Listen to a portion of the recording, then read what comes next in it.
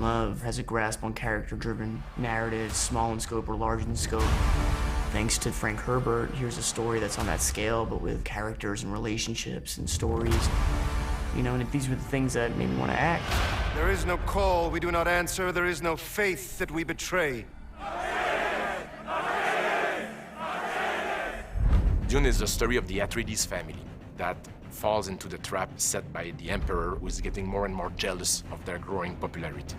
House Atreides stands as a beacon where every other house in that galaxy is in reference to that, either as enemies or as friends.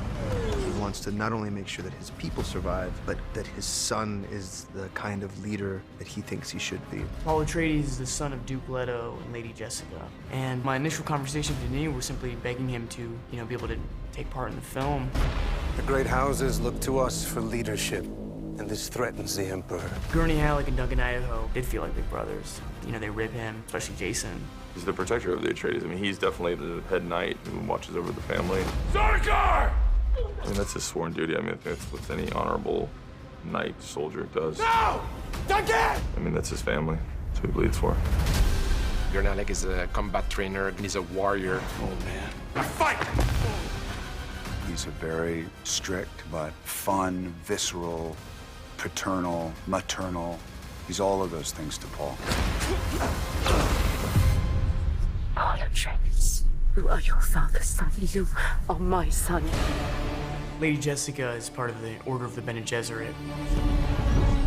This order that she's a part of, we can say, make her perhaps the non-traditional partner to Duke Leto. This group of women who carries enormous strength and power. They are bodyguards, they are fighters, they can read people. And this is what Jessica is having to deal with, being a mother, a lover, and this Bene Gesserit. How can the Emperor take everything we've built and give it to that Duke? When is a gift not a gift? Every movie needs its bad guys, and the Harkonnens are the old ancestral enemies of the Atreides. The Harkonnen have been a very dark, sadistic family in this galaxy. Frank Herbert created a very powerful character into Baron Vladimir Harkonnen. He just shows up and then his shadow looms throughout the film. He's the cause of many people's death. He feeds off of fear. He feeds off of pain. He's a vicious, sadistic person. Now squeeze, Rabbit. Squeeze hard. Yes, Uncle. And the Fremen. Kill them all. The Fremen are native tribes, people living in the deep desert. They had the capacity to adapt to the toughest environment. Deep heat, massive sandstorm, dangerous predators all around. Stilgar is the leader of the Fremen. He is a powerful character, and he's a warrior, but also is a warrior. He worries about the future. Take good care of your family. Dr. Kynes. On the surface was seemingly just somebody who's an ecologist, someone who cares about the Fremen. But then you start to understand how much pressure she is actually under. Paul is dreaming about this strange young woman that keeps talking to him in his dream. Paul. She feels like an old friend again, and someone that wants to guide him.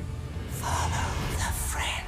Shani is native to Arrakis. She's used to this hostility between her people and the people that are trying to take from her land.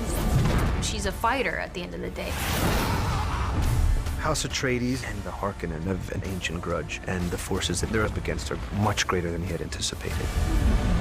They're on a path of conflict, and it's the moral catalyst to Paul's arc towards something greater.